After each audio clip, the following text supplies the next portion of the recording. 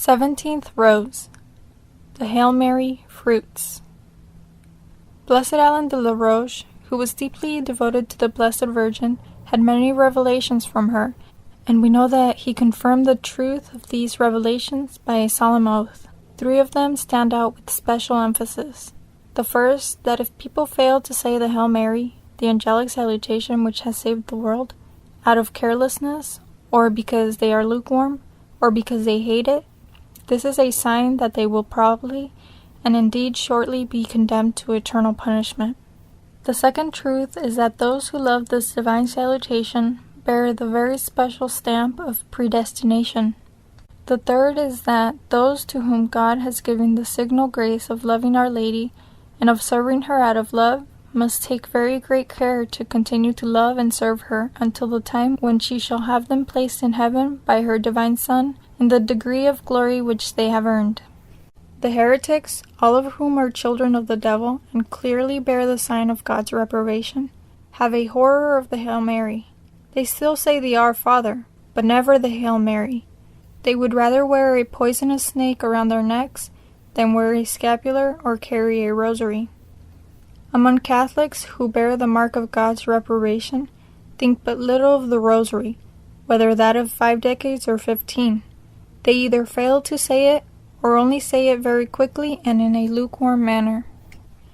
Even if I did not believe that which has been revealed to Blessed Alan de la Roche, even then my own experience would be enough to convince me of this terrible but consoling truth.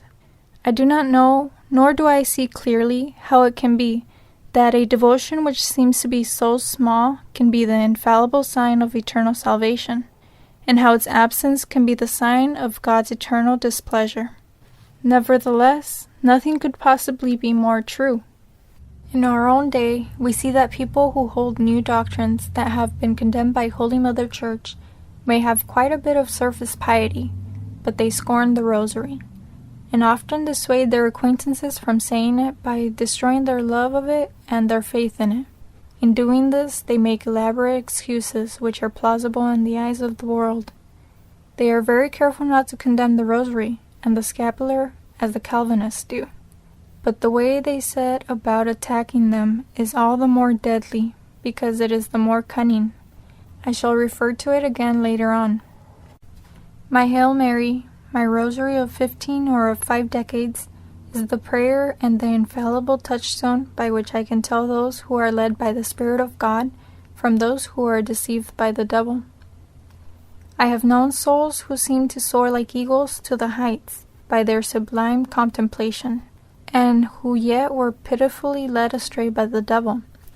I only found out how wrong they were when I learned that they scorned the Hail Mary and the Rosary, which they considered as being far beneath them. The Hail Mary is a blessed dew that falls from heaven upon the souls of the predestinate. It gives them a marvelous spiritual fertility so that they can grow in all virtues. The more the garden of the soul is watered by this prayer, the more enlightened one's intellect becomes, the more zealous his heart, and the stronger his armor against his spiritual enemies. The Hail Mary is a sharp and flaming shaft which, joined to the Word of God, gives the preacher the strength to pierce, move, and convert the most hardened hearts, even if he has little or no natural gift for preaching.